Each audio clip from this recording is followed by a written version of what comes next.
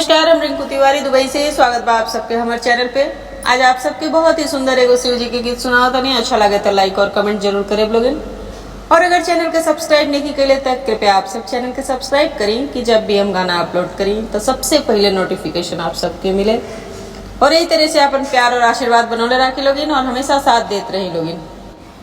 मारी जई है मैना रानी खाई के जहरवा,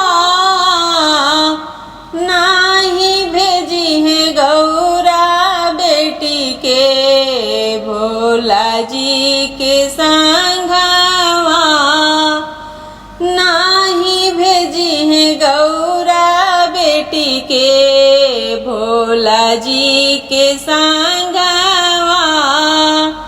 मारी जई है मैना रानी खाई के जहरवा, नाही भेजी है गौरा बेटी के भोला जी के संगवा, नाही भेजी है गौरा बेटी के भोला जी के संघवा।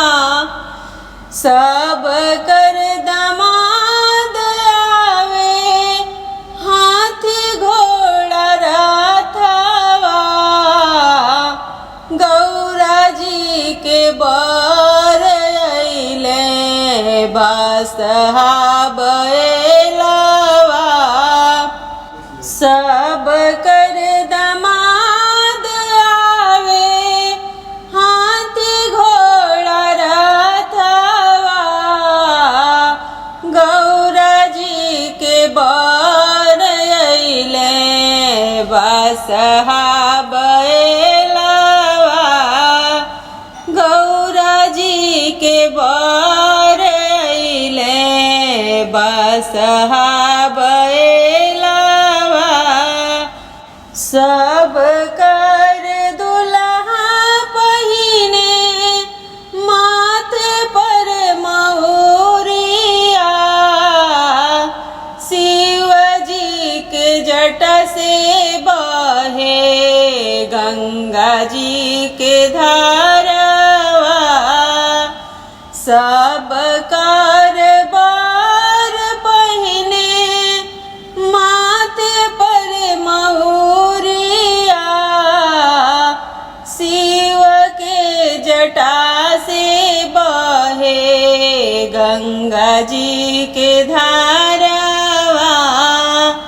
शिव के जटा से बहे गंगा जी के धारवा।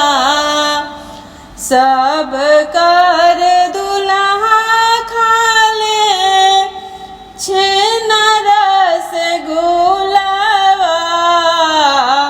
गौरा के बर खाले भंगिया के गोलावा।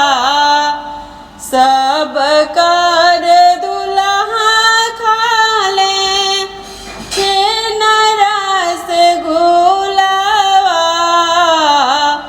गौरा के बर खाले भंगिया के गोलावा। मारी जई है मैना रानी खाई के जहरवा, ना भेजी है गौरा बेटी के भोला जी के संगवा, ना भेजी है गौरा बेटी के भोला जी के संगवा।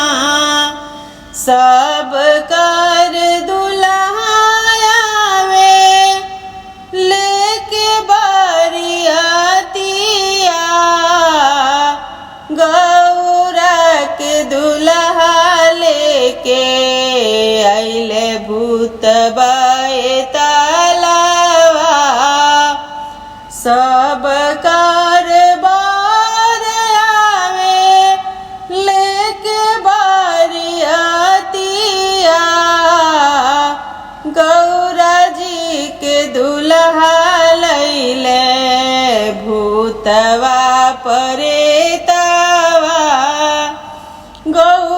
जी के दुल्हा ले अइले भूतवा परेतवा सब कर दुल्हा पहिरे धोतिया पियरिया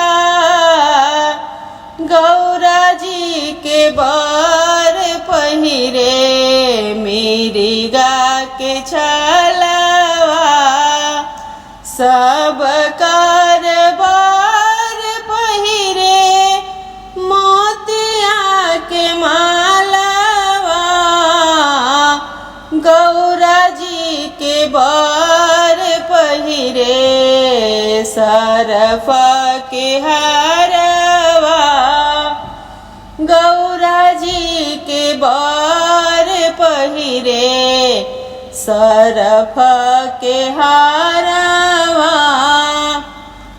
मर जई है मैना रानी खाई के जहरवा नाही भेजी है गौरा बेटी के भोला जी के संघवा नाही भेजी है गौरा बेटी के भोला जी के संग